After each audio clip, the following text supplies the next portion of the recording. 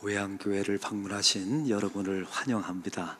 우리 교인들도 많이 고향을 찾아가셨고, 또 부산이 고향이신 분들, 또 부모님이 계신 분들이 많이 찾아오셨습니다. 환영하고 여러분에게 이 명절이 큰 쉼이 되기를 소망합니다.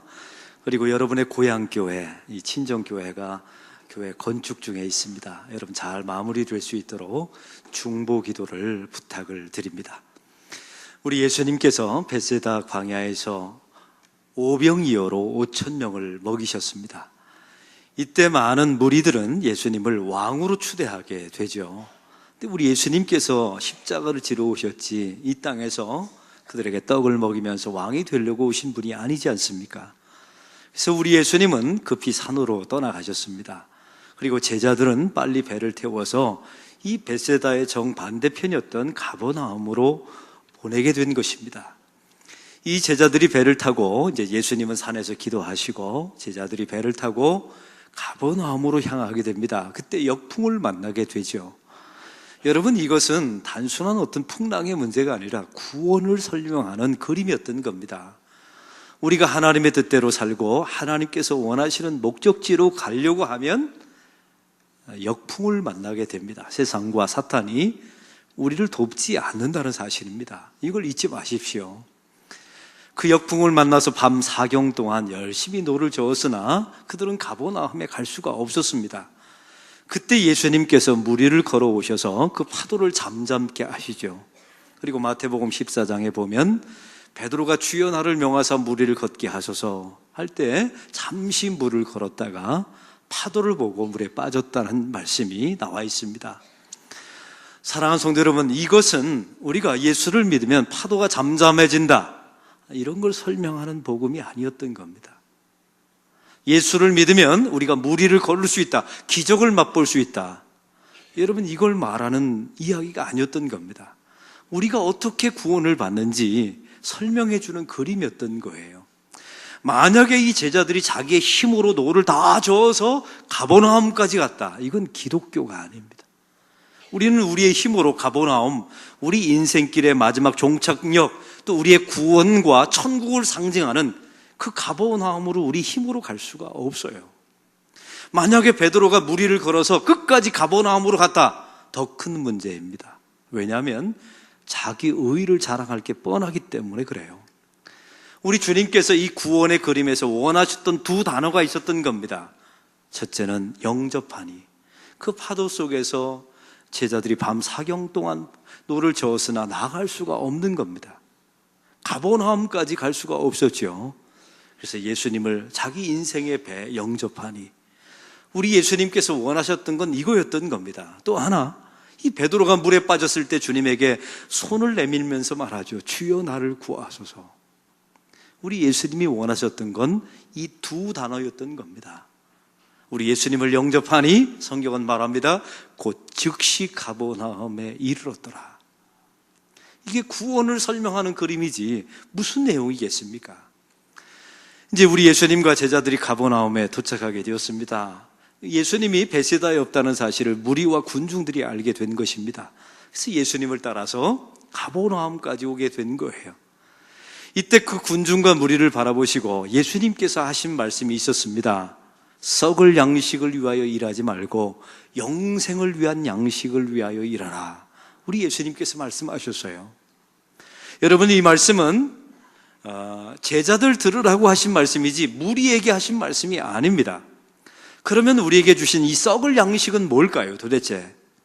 우리 지난주에 말씀을 나누었습니다. 돈 벌지 말아라, 결혼 쓸데없다, 가정 이루지 말고 직장 다니지 말아라, 이런 이야기가 아니었던 겁니다. 이 썩을 양식은 우리에게 세 가지를 말씀해 주고 있습니다.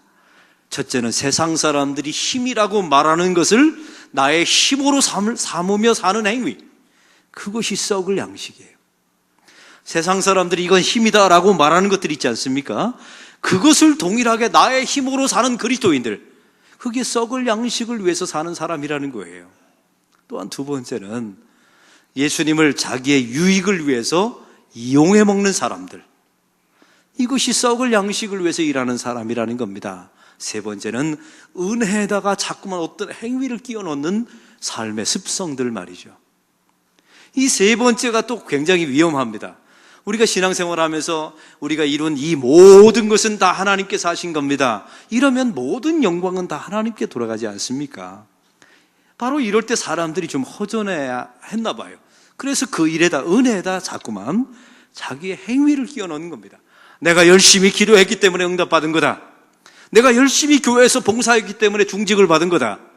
여러분, 왜 그 은혜에다가 자꾸만 행위를 끼워 넣습니까? 거기는 나쁜 저희가 담겨져 있어요. 그래야만 자기에게 돌아올 영광을 챙길 수 있기 때문에 그렇습니다. 이게 바로 썩을 양식이에요. 우리 주님께서 말씀하십니다. 이 썩을 양식을 먹으면 자꾸만 배가 고파진다는 겁니다. 교회는 아무리 다녀도, 예수는 믿는다고 해도 이 세 가지 이 썩을 양식을 계속 먹으면 아무리 교회를 다녀도 배가, 영적인 허기가 진다는 겁니다. 또한 두 번째 이유가 있어요. 이 썩을 양식을 먹으면 썩을 양식과 함께 인생도 썩어진다는 우리 예수님의 경고였던 겁니다. 사랑하는 성도 여러분, 그러면 영생을 위한 양식은 무엇입니까? 이 썩을 양식을 정반대로 말하면 됩니다. 세상 사람들이 힘이라고 말하는 것을 나의 힘으로 삼지 않고 오직 예수님을 나의 힘으로 삼는 것, 바로 그것이 영생을 위한 양식인 줄로 믿습니다. 예수님을 나의 이익을 위해서 이용하지 않고 오직 하나님의 영광을 위해서 살아가는 믿음의 백성들, 그게 영생을 위한 양식이에요.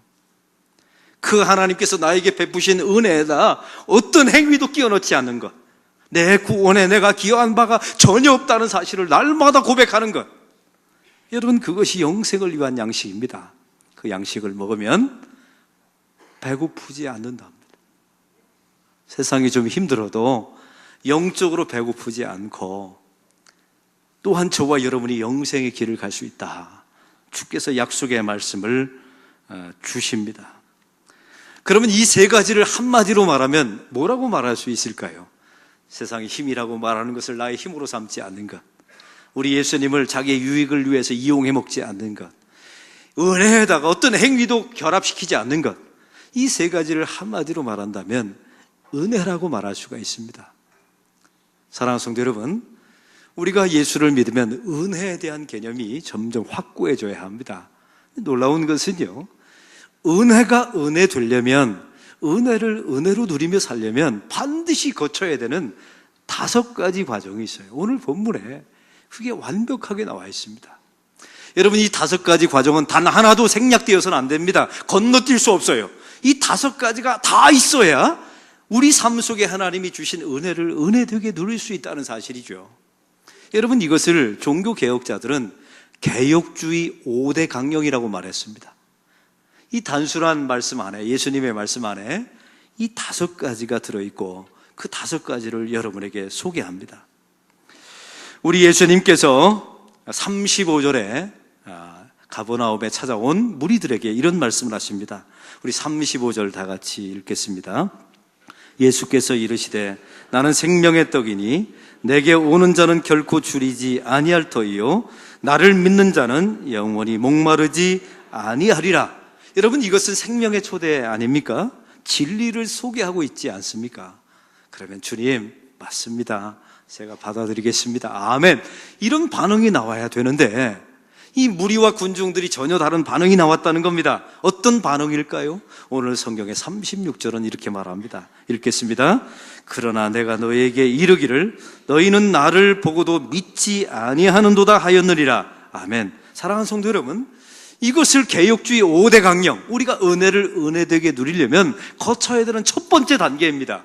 전적인 타락을 인정해야 된다는 거예요. 이게 생명의 초청입니다. 우리 좋으라고 주님께서 우리를 구원하시려고 하신 구원의 초대예요. 그런데 우리는 어떻게 했다고요? 보고도 믿지 않고 저항했다는 겁니다. 여러분, 왜 우리가 주님의 초청, 구원의 초청을 저항할까요? 거기는 이유가 있습니다.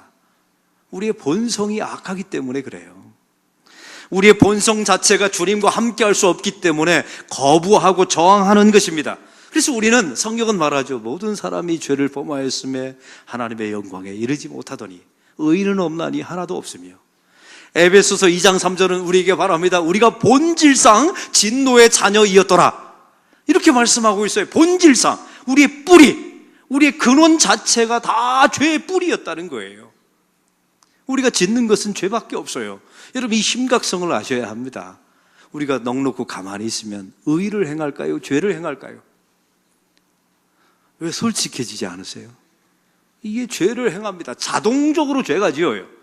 우리가 의로운 일을 하려면 결심하고 결심해야 의로운 일이 돼요. 그러나 죄 짓는 일은 가만히 있어도 됩니다. 의로운 일은 아무리 수백 번 해도 중독이 안 돼요. 근데 죄 짓는 일은 단 한 번만 해도 중독이 됩니다. 우리가 죄를 안 짓는 방법은 딱 한 가지밖에 없어요. 죽는 것밖에 없어요. 그래서 우리를 죽여서 천국으로 데려가지 않습니까? 죄를 못 짓게 만들어서 말이죠. 이게 우리의 본성이 악하다는 의미예요. 또 한 가지 이유가 있습니다. 그 하나님의 초청과 이끌림에 우리는 저항하게 되어 있다는 거예요. 왜요? 전적으로 타락한 존재이기 때문에 그렇습니다. 여러분, 예수 믿는다는 것은 이 개혁주의 5대 강령, 이 첫 번째를 인정하는 데서부터 은혜가 은혜되기 시작하는 거예요. 여러분, 명절에 음식 차려놓고 가족들과 윷놀이하고 또 열심히 재미있게 놀면 은혜가 되는 줄 아시죠? 아니요.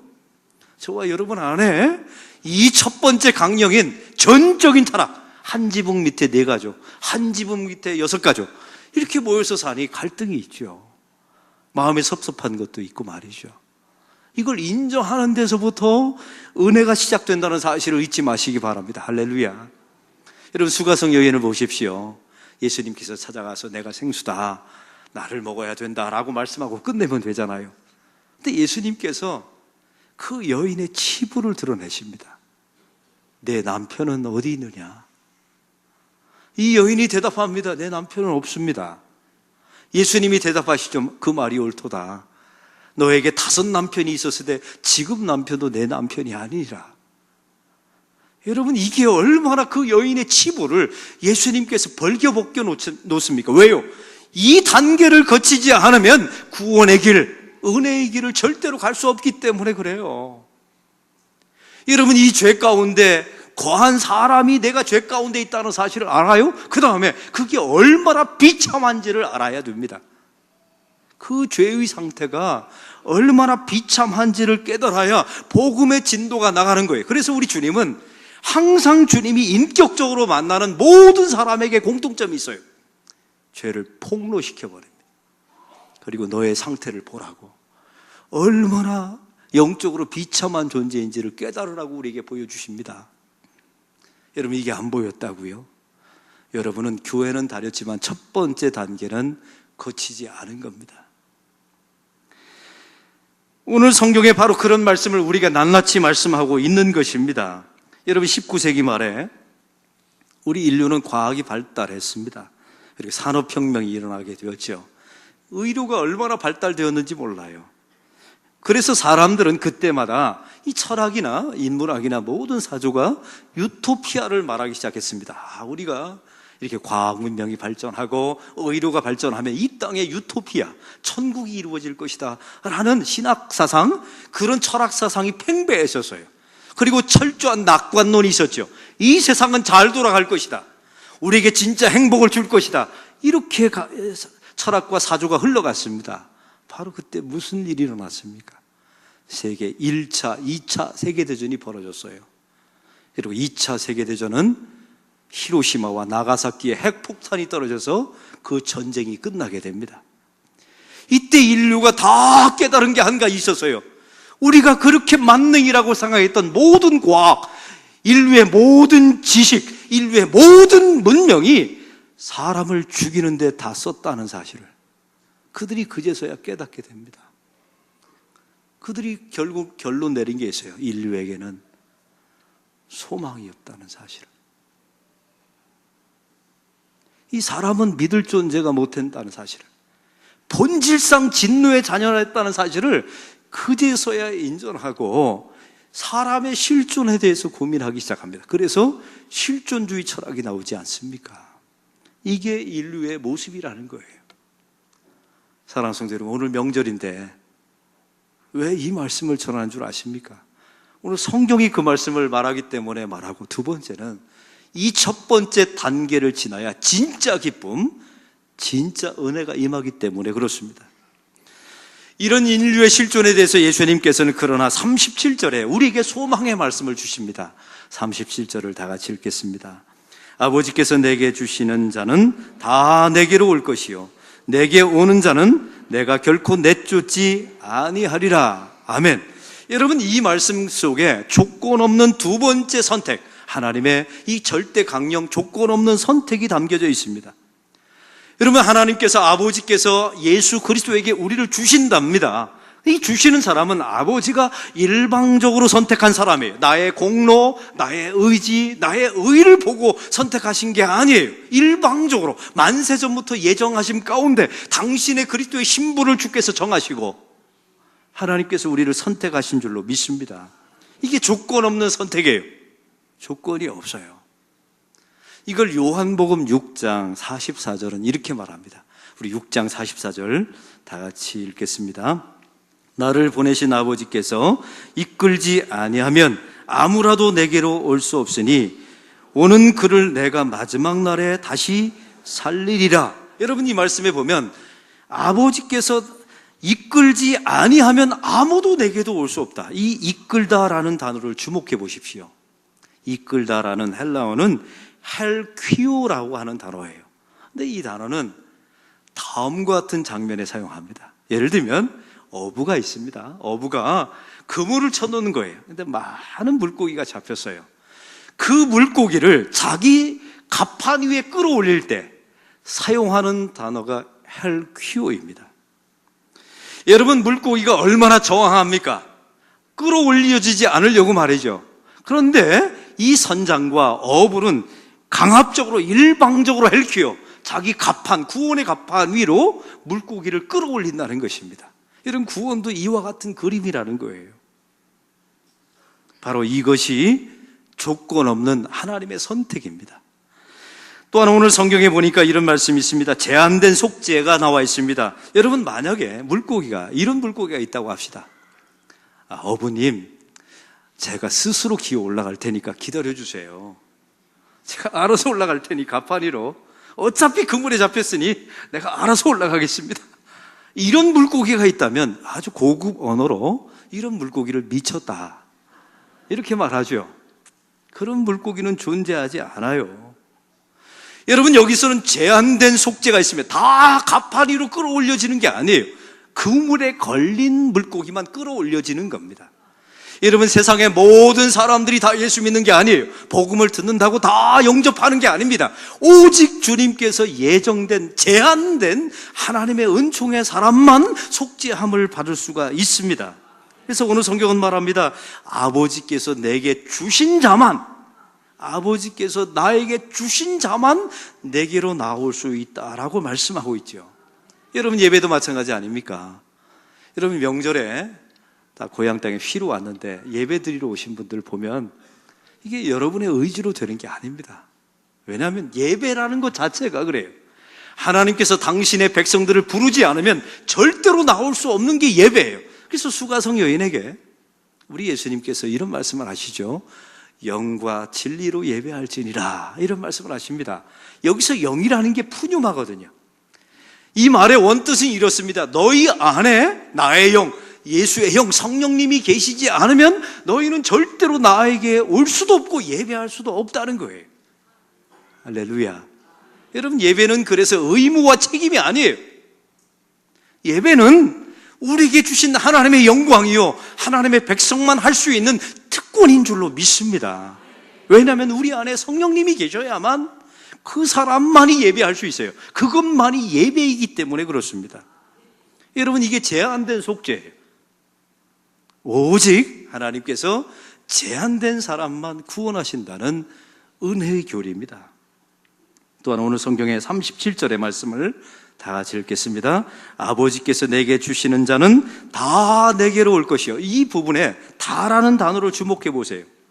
여러분, 이 말씀의 의미는 이렇습니다. 모두 다 하나님께서 주시는 자는 하나도 빠짐없이 아무리 저항하여도, 아무리 거부하여도 나에게 반드시 올 수밖에 없다. 이게 네 번째 교리입니다. 불가능한, 불가항력적인 은혜라고 우리는 이걸 설명하게 되죠. 우리 예수 믿는 사람들은 처음에는 저항할 수도 있습니다. 죄의 본성이 남아있기 때문에. 그런데 하나님께서 선택하신 백성들은 불가항력적인, 우리가 저항할 수 없는 하나님의 이끌리심 때문에 구원의 자리로 간다는 의미입니다. 이게 얼마나 큰 하나님의 은총입니까? 그리고 오늘 성경은 마지막으로 5번째 교리를 말합니다. 39절의 말씀을 다 같이 읽겠습니다. 나를 보내신 이의 뜻은 내게 주시는 자 중에 내가 하나도 잃어버리지 아니하고 마지막 날에 다시 살리는 이것이니라. 아멘.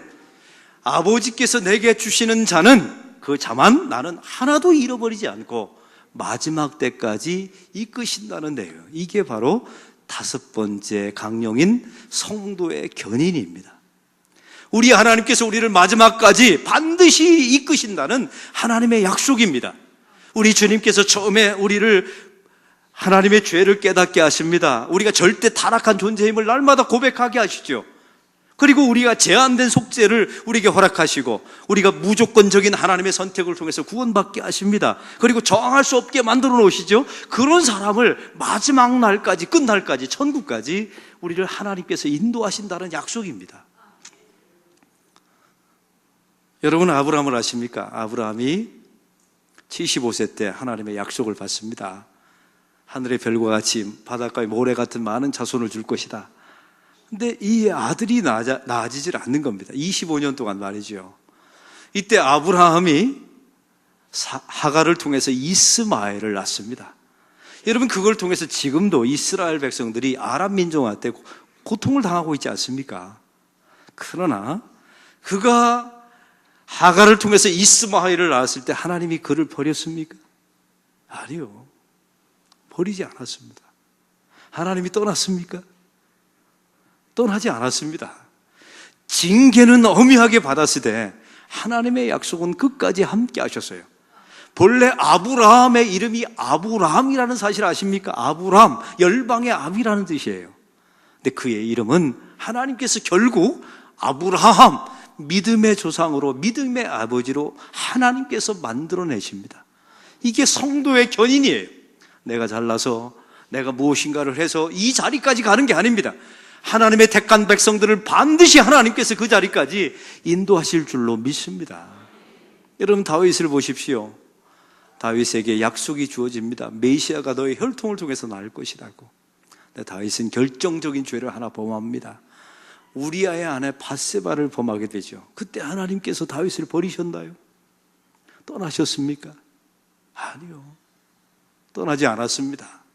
그와 함께 하시고 그 고통의 자리에 하나님께서 함께 하셨습니다. 그리고 다윗을 결국 메시아의 혈통, 그의 혈통 가운데 예수 그리스도가 이 땅에 오시도록 하나님께서 만들어내신 줄로 믿습니다. 이게 성도의 견인이에요. 베드로를 보십시오. 그는 본래 큰 자라는 이름의 뜻을 가지고 있었습니다. 근데 주님께서 그를 만나는 순간에 너는 이제 게바라하리라, 너는 반석이다라고 이름을 지어주십니다. 그 베드로는 예수님을 부인하고 떠나갑니다. 그리고 도망가죠. 주님께서 추격하셔서 그를 찾아가십니다. 그리고 기어코 그를 반석으로 만들어내십니다. 이게 성도의 견인이에요. 사랑하는 성도 여러분, 이 모든 과정을 통해서 하나님의 은혜가 이루어지는 줄로 믿습니다. 은혜가 은혜 되려면 이 5가지 과정을 반드시 거쳐야 합니다. 단 한 가정도 건너뛰면 그건 기독교가 아니에요. 여러분, 이 과정을 다 거치셨습니까? 우린 지난주에 영생을 위하는 양식이라는 주제로 말씀을 나누었습니다. 하나님의 뜻을 구한다는 의미였지 않습니까? 우리는 살아가면서 이게 하나님의 뜻인가 세상의 뜻인가 우리가 선택의 여지가 참 많습니다. 근데 보면요, 참 재미난 게 있어요. 우리 성도들 가운데 선택 장애가 있는 분들이 있어요. 이게 하나님의 뜻인가 아닌가 헷갈리는 거죠. 저 사람과 결혼해야 되나 말아야 되나, 이걸 먹어야 되나 말아야 되나, 이 직장은 가야 되나 말아야 되나, 이러면서 헷갈리면서 선택 장애가 있는 사람이 있어요. 여러분, 이 선택 장애가 있는 사람들의 이유가 뭔 줄 아십니까? 많은 사람들은 의지가 약해서 선택에 장애가 있다 생각해요. 아니요. 이 사람들에게 없는 게 한 가지 있어요. 기준이 없는 겁니다. 기준이 없으니까 선택을 못 하는 거예요. 한국 사람들에게 물어봤습니다. 선택할 때 가장 어려운 선택이 뭐냐고 했더니 짜장면집에 가서, 중국집에 가서 짜장면과 짬뽕을 선택하는 게 가장 힘들다라고 대답해 놨다는 거예요. 여러분, 왜 그런 대답을 했을까요? 기준이 없어서 그래요. 저는 전혀 고민하지 않아요. 비 오는 날은 짬뽕, 비 안 오는 날은 짜장면. 기준이 있어요, 기준이. 여러분, 결혼할 때 왜 헷갈립니까? 이 사람하고 왜 결혼을 해야 되나? 기준이 없으니까 그런 거예요. 근데 한 가지가 또 있어요. 많은 성도들이 보면 혹시 내가 이것을 선택했는데 잘못된 선택이면 어쩌나? 이게 하나님의 뜻이 아니면 어쩌나? 이렇게 근심하고 두려워하는 분들이 계세요. 제가 여러분에게 답을 드리겠습니다. 우리가 살아가면서 하나님의 뜻이 아닌 것을 선택하고 살아갈 때도 있어요. 그 선택을 잘하고 못하고는 중요하지 않아요. 가장 중요한 것은 그 잘못된 선택의 자리에도 하나님이 함께 계시다는 것이 훨씬 중요합니다. 비록 우리는 고생해요. 육체는 고통을 느낄 겁니다. 그러나 그 자리에 주님께서 탄식하시면서 함께 계시다는 사실을 잊지 마십시오. 그 주님께서 함께 하시면서 성도의 인생을 마지막 날까지, 오늘 본문 말씀처럼 마지막 날까지 단 한 명도 잃어버리지 않고 우리 하나님께서 우리의 인생을 끌어가실 줄로 믿습니다. 은혜의 절대 교리를 잊지 마세요. 은혜가 은혜 되려면 전적인 타락을 고백하셔야 합니다. 우리가 조건 없는 하나님의 선택을 받았다는 사실을 고백하십시오. 속죄는 다 받는 게 아닙니다. 제한된 사람만 받습니다. 그리고 불가항력적인 은혜입니다. 이건 저항할 수 없어요. 그리고 하나님이 한 번 선택한 사람은 끝까지 주님이 책임져 주십니다. 우리 하나님에게는 실패란 없습니다. 이걸 고백하면서 은혜를 누리는 저와 여러분이 되시기를 바랍니다. 우리 교회는 건축 중에 있습니다. 건축하다 보니까 사실은 교회 재정도 필요한 부분이 있고 여러 가지 어려운 부분이 있어요. 주차도 어렵고. 근데 참 얼마 전에 우리 장로님들이 귀한 결정을 해주셨어요. 우리 부목사님들과 이 담임 목사인 저희가 사는 사택이 너무 허름하다고 집을 다 바꿔준 겁니다. 놀라지도 않아요. 여러분, 건축 과정인데 부목사님들의 사택과 담임 목사의 사택을 다 교체해 주었어요. 저는 이런 은혜를 보면서 이게 담임 목사로서 건축 과정에 이걸 받아들여야 되나 말아야 되나 이런 생각은 했지만 주실 때는 얼른 받아야 된다. 이런 생각을 갖습니다. 근데 훨씬 중요한 게 있어요.